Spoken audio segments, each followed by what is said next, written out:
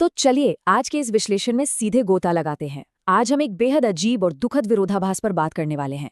जरा सोचिए, एक तरफ हमारा देश एक नए डिजास्टर अलर्ट सिस्टम का बहुत ही सफलतापूर्वक परीक्षण कर रहा था, और ठीक उसी वक्त दूसरी तरफ चेतावनियों की पूरी तरह अनदेखी करने की वजह से एक भयानक हादसा घट रहा था। ये कहानी है मध्य प्रदेश के बरगी डैम में हुए उस क्रूज हादसे की, जिसे सच माने तो बहुत ही आसानी से टाला जा सकता था। हम सिर्फ इस हादसे के कारणों पर ही बात नहीं करेंगे, बल्कि इसके बाद जो एआई यानी आर्टिफिशियल इंटेलिजेंस से बनी झूठी खबरों की बाढ़ आई उसे भी समझेंगे। और हाँ, दशकों से नजरअंदाज किए जा रहे इस डैम की असली हालत पर भी पर्दा उठाएंगे। इस पूरे मुद्दे को गहराई से समझने के लिए हम इन अहम बिंदुओं से होकर गुजरेंगे। पहले देखेंगे वो एक शांत लेकिन मनहूस सफर, फिर सुरक्षा नियमों की जो जानलेवा अनदेखी हुई, एक माँ की आखिरी कोशिश, एआई भ्रामक सूचनाओं की महामारी, डैम की गहरी दरारें और अंत में तकनीक बनाम मानवीय लापरवाही। तो आइए बढ़ते हैं हमारे पहले हिस्से की तरफ, एक शांत लेकिन मनहूस सफर। देखते हैं कि तूफान से पहले के वे पल कितने शांत थे। घटनाक्रम इतनी तेजी से बदला कि किसी को संभलने का मौका ही नहीं मिला। शुरुआत होती है नर्मदा क्रूज पर एकदम शांत और खुशनुमा माहौल से। शाम के ठीक 5 बज रहे थे। मौसम विभाग बाकायदा येलो और ऑरेंज अलर्ट जारी कर चुका था, मतलब मौसम खराब होने की साफ चेतावनी थी। लेकिन फिर भी क्रूज को बैकवाटर में जाने की इजाजत दे दी गई। पर्यटक अपने बालों से टकराती तेज हवाओं का मजा ले रहे थे, सब कुछ बढ़िया लग रहा था।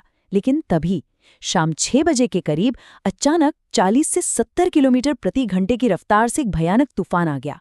लहरें इतनी तेज उठी कि नाव पूरी तरह से अनबैलेंस होकर पलट गई।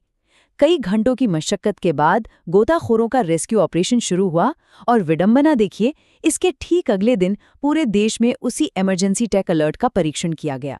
अब आते हैं दूसरे हिस्से पर, सुरक्षा नियमों की जानलेवा अनदेखी। ये समझना जरूरी है कि चेतावनियों को किस तरह नजरअंदाज किया गया।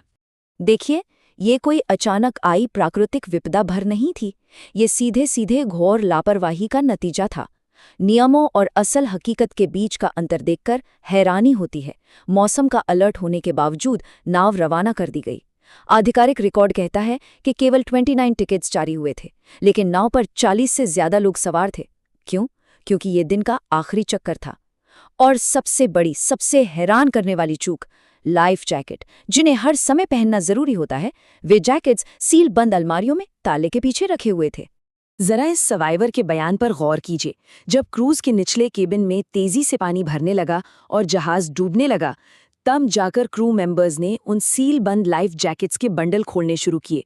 अब सोचिए, एक डूबती हुई नाव है, हर कोई अपनी जान बचाने के लिए बदहवास है, और वहां जैकेट छीनने की होड़ मच गई। इस अफरा तफरी ने लोगों में दहशत और बढ़ा दी, जिससे नाव का संतुलन और ज्यादा बिगड़ गया।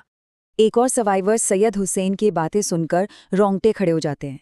एक भयंकर तूफान, गहरा पानी और उसमें 4 से 5 घंटे तक फंसे रहना, अपने ही परिवार के सदस्यों को आंखों के सामने खो देना, और चारों तरफ सिर्फ पानी का खौफनाक शोर या फिर एकदम सन्नाटा।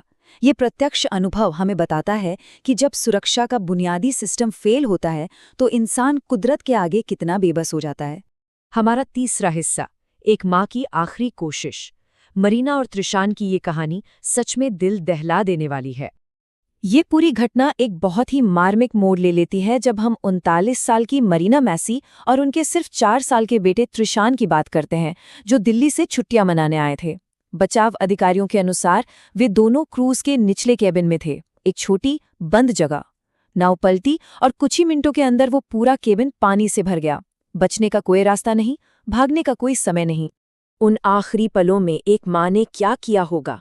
जैसे ही पानी भरा, मरीना ने तुरंत अपने छोटे से बेटे को अपनी छाती से कसकर लगा लिया। अधिकारियों का मानना है कि उन्होंने अपने बच्चे के लिए एक एयर पॉकेट यानी सांस लेने लायक थोड़ी सी जगह बनाने की अपनी तरफ से पूरी आखिरी कोशिश की होगी। लेकिन पानी के उस भयानक दबाव और उस अंधेरे केबिन की दिशाहीनता ने उन्हें वहीं फंसा दिया। जब गोताखोरों ने उन्हें निकाला तो वे दोनों एक ही लाइफ जैकेट पहने हुए एक दूसरे से लिपटे हुए थे।